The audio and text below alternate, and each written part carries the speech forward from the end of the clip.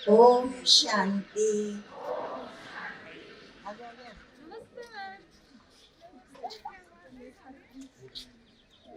परम पिता शिव परमात्मा की प्रिय संतानों, सम्माननीय मंच, सभा में उपस्थित बहनों भाइयों, आज हम डबल खुशी मना रहे हैं। एक तो शिवरात्रि पर्व और शिव की शक्तियां, देवियां, महिला दिवस। परमात्मा शिव, उनके अवतरण का पर्व महाशिवरात्रि है। तो शिव परमात्मा ने क्या महान कार्य किया, पावन बनाया। हम आत्माएं पावन बनी तो दुनिया पावन बनी।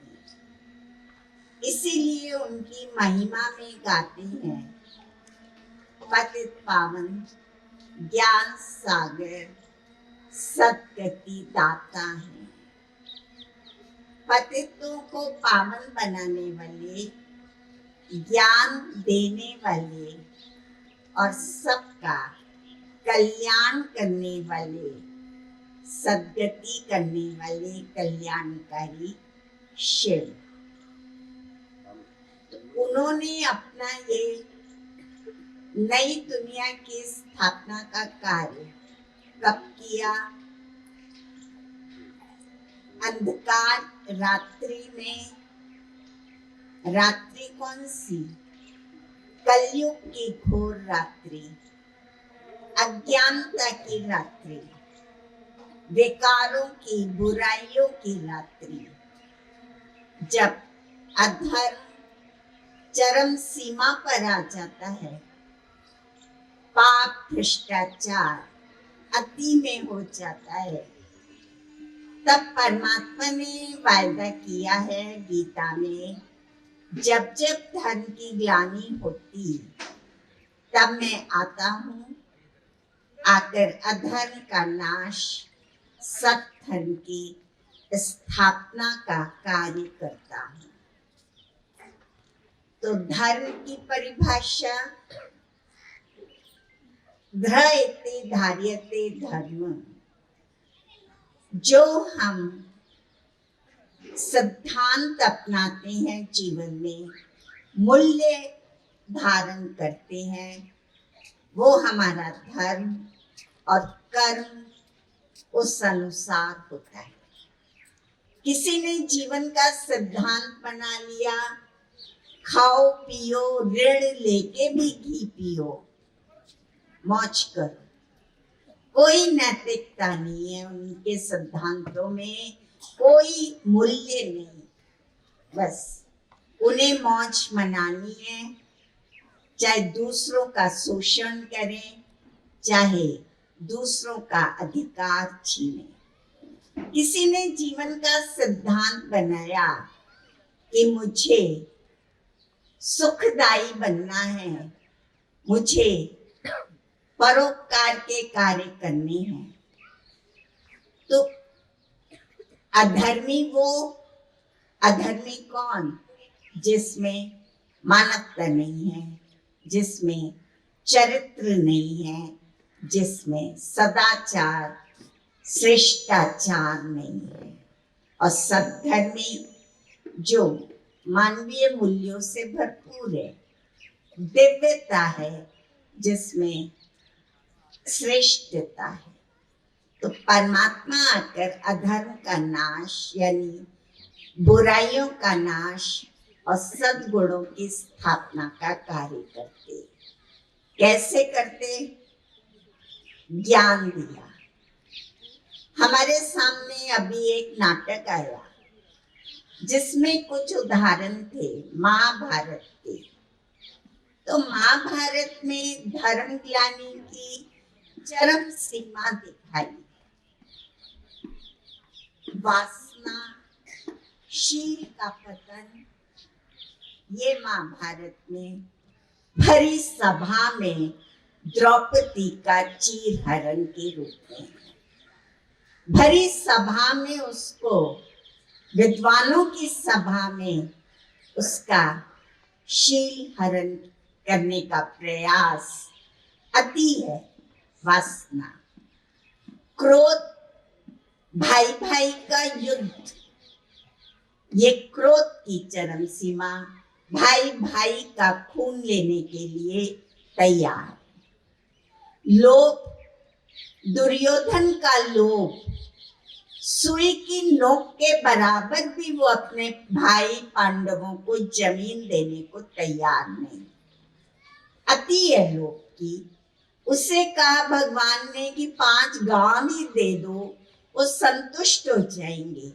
लेकिन दुर्योधन कहता है मैं तो सुई की नोक के बराबर भी जमीन नहीं दूंगा। ये अति है ना, वासना की, क्रोध की और लोभ की। फिर मोह, धृतराष्ट्र का मोह दुर्योधन के प्रति। उसे दुर्योधन में बुराई नहीं दिखाई देती, कुछ गलत नहीं। और गांधारी देखते हुए भी अंधी, जानती है दुर्योधन गलत है, समझते हुए भी आंख पे पट्टी बांध ली। ये मोह की चरम सीमा। और अहंकार, अहंकार की तो कोई लिमिट ही नहीं। तो 5 विकार जो अध्यात्म में बताए जाते हैं, वासना, क्रोध, लोभ, मोह, अहंकार, इनकी चरम सीमा जब हो जाती है, तब परमात्मा अधर्म, बुराइयों का नाश करने अंधकार के युग में, कलयुग में आते हैं। अभी वर्तमान समय ऐसी स्थिति है। तो शिवरात्रि हम कहते, ये रात्रि 24 घंटे वाली दिन रात की रात्रि नहीं, ये कलयुग की, कलह क्लेश की, मोह माया की, विकारों की रात्रि। और ऐसे समय में कहा जाता है ज्ञान सूर्य प्रगटा, अज्ञान अंधेर विनाश। परमात्मा का ज्ञान सूर्य के समान है, जिसका उजाला चारों तरफ। वो ज्ञान सागर भी है, ज्ञान की गंगा बहाते हैं। इसीलिए हम शिवलिंग पर जल चढ़ाते हैं। परमात्मा का रूप क्या है? बिंदु, पॉइंट ऑफ लाइट, ज्योति स्वरूप, प्रकाश पुंज। और पूजा के लिए बड़ा रूप शिवलिंग है। शिव अर्थात कल्याणकारी। तो शिव परमात्मा ने ज्ञान हम आत्माओं को दिया। आप एक एक ज्ञान की बूंद अपने मन में उतारिए, तो धीरे धीरे मन पवित्र होता जाएगा।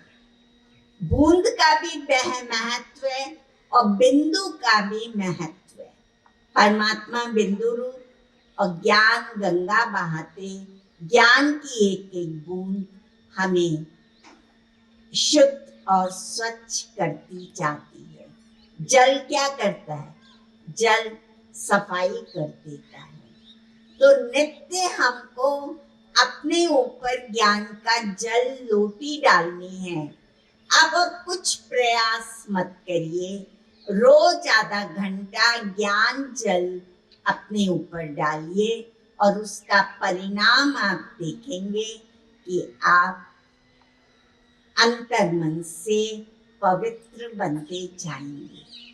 तो पवित्रता का प्रतीक जल भी है, दूध भी है, दही भी है। पवित्रता प्रमुख है। स्वर्णिम संसार भगवान ने स्थापन किया, स्वर्णिम युग की स्थापना की तो स्वर्णिम युग लाने के लिए संस्कारों को हमें स्वर्णिम बनाना है। और संस्कार हमारे बनते हैं सोच से। अगर हमारी सोच पॉजिटिव है, व्यर्थ और नेगेटिव से रहित है, तो हम कर्म श्रेष्ठ करते हैं, तो संस्कार भी श्रेष्ठ बनते हैं और संस्कार से स्वर्णिम संसार या कलयुगी संस्कार बना लेते हैं। हमने ही तो कलयुग बनाया, हमने ही तो बुराइयों को अपना के दुख दर्द अशांति उत्पन्न की। तो अब हम स्वयं सत्युगी दुनिया का निर्माण करें। तो पवित्रता ज्ञान से आती, मन में निर्मलता सच्चरित्रता बढ़ती। तो पवित्र बनो, ये प्रमुख मंत्र है। पवित्रता क्या है? मन की विचारों की पवित्रता, वाणी में पवित्रता, कर्म में पवित्रता, संबंध संपर्क में पवित्रता।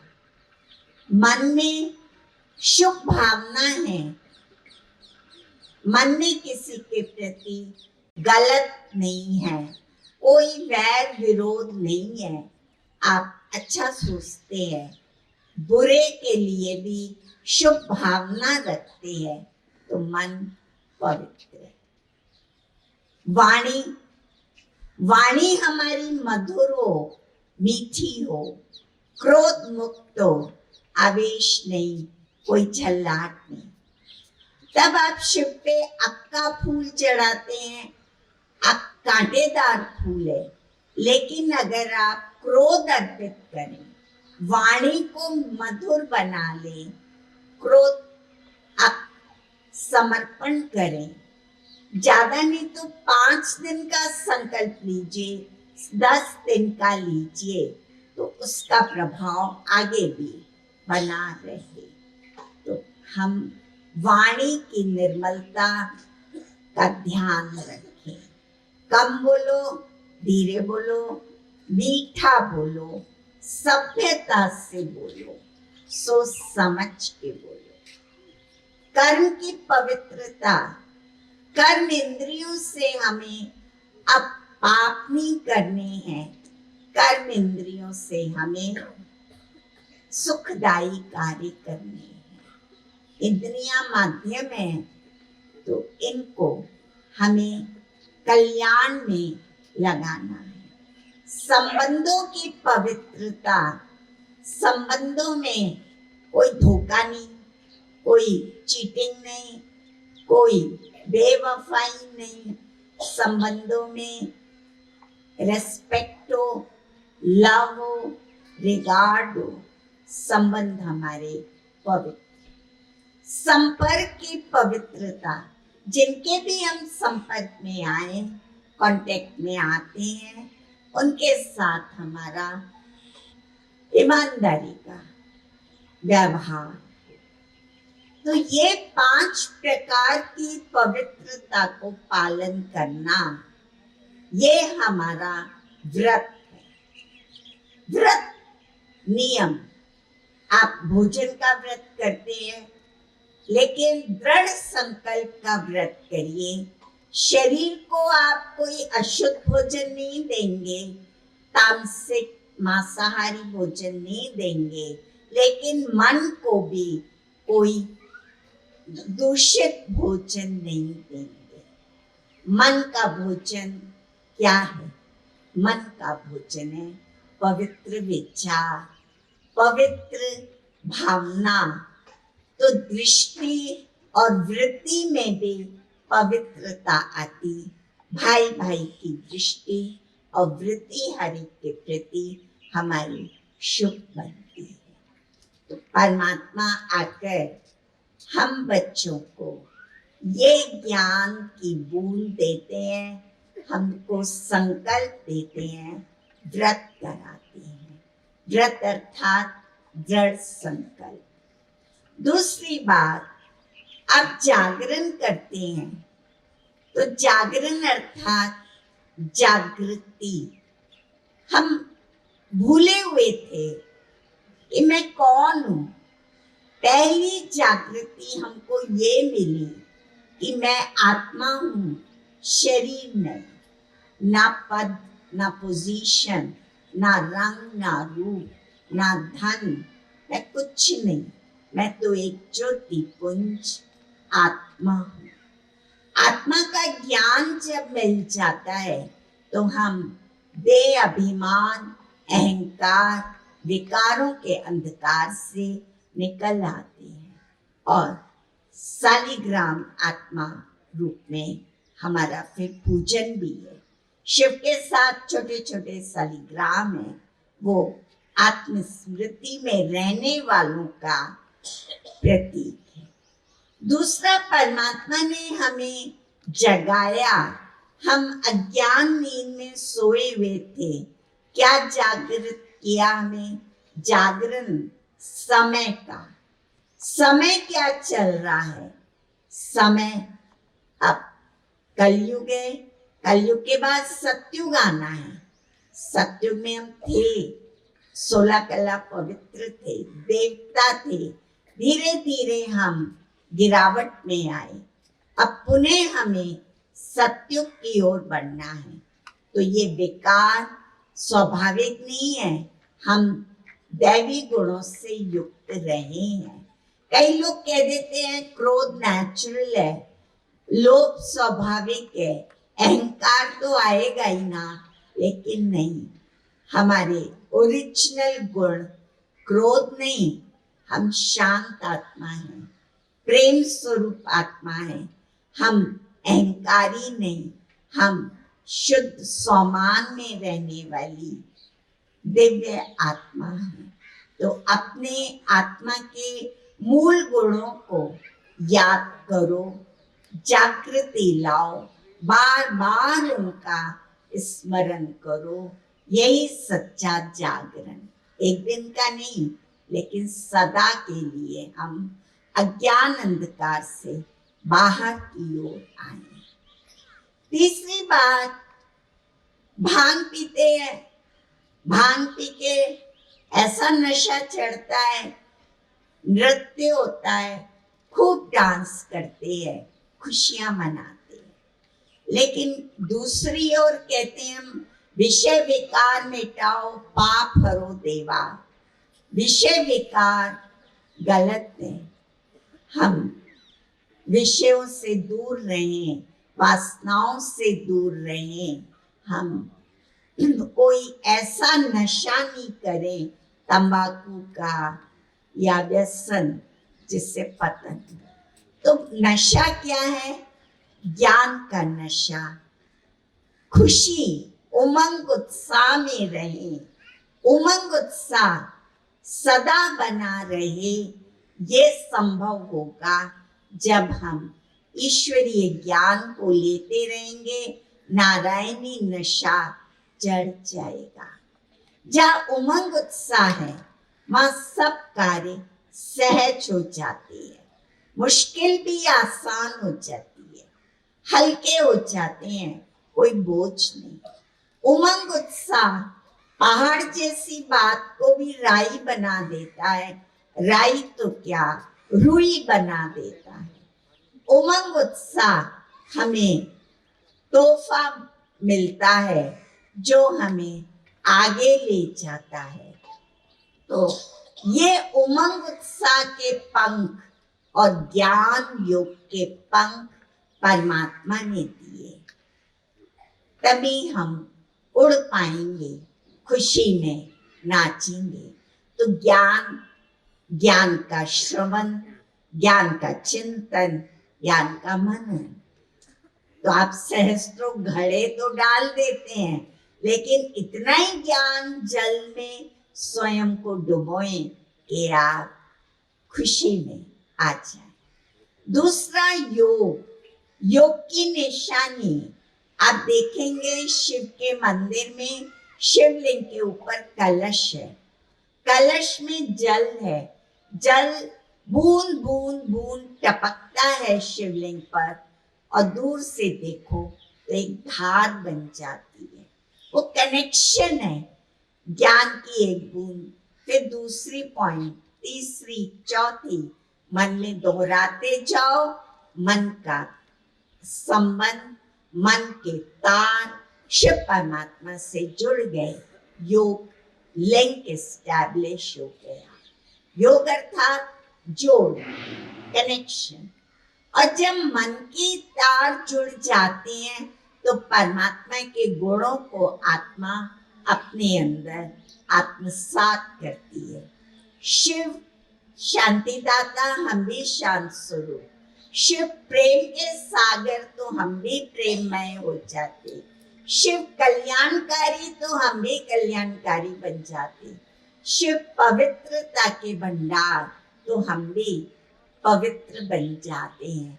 जब हम ऐसा कनेक्शन बनाते हैं, लिंक जोड़ते हैं, योगी बनते हैं। साथ साथ एक बात ये भी है कि कहते हैं जब समुद्र मंथन हुआ देवताओं और असुरों में, तो पहले जहर निकला और वो जहर शिव जी ने पिया। तो मन में भी अच्छे विचारों का, बुरे विचारों का द्वंद्व होता है, मन में संघर्ष चलता है, लेकिन हम ज्ञान मथनी मथते रहें, श्रेष्ठ विचारों में आए, तो पहले तो मन का जहर निकलेगा, वो शिव परमात्मा को अर्पित कर दें। उसकी शिवरात्रि है। शिव ने जहर पिया, फिर इतनी हमारे अंदर शक्ति आ जाती है कि हम दूसरों के भी मन की कड़वाहट, दूसरों के भी मन का जहर समा लेते हैं। शिव परिवार का पूजन इसीलिए दिखाया, अकेले शिव नहीं, परिवार के साथ। और परिवार में वाहन देखिए अलग अलग स्वभाव के, लेकिन वो भी साथ हैं। तो परिवार में विषमताएं भी मिलेंगी, परिवार में विचारों की भिन्नताएं भी होंगी, लेकिन परमात्म ज्ञान की शक्ति से, मेडिटेशन की शक्ति से परिवार में स्नेह, सहयोग भावना भी आ जाती है। तो परमात्मा कहते हैं भ्रष्ट में रहना है, परिवार को नहीं छोड़ना है। तो शिव परिवार की महिमा है।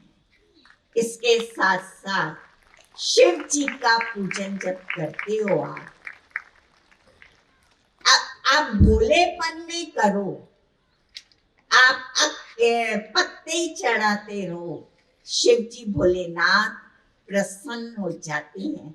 यह भी पौराणिक कहानी है। शिकारी पेड़ पे चढ़ के बेलपत्र गिराता रहा जाने के लिए, उसे नहीं मालूम था नीचे शिवलिंग है, लेकिन बेलपत्र गिराता रहा और उसके मन का मैल साफ हो गया, पवित्र बन गया। तो हम भी ज्ञान योग की धारणा बनाए रखें।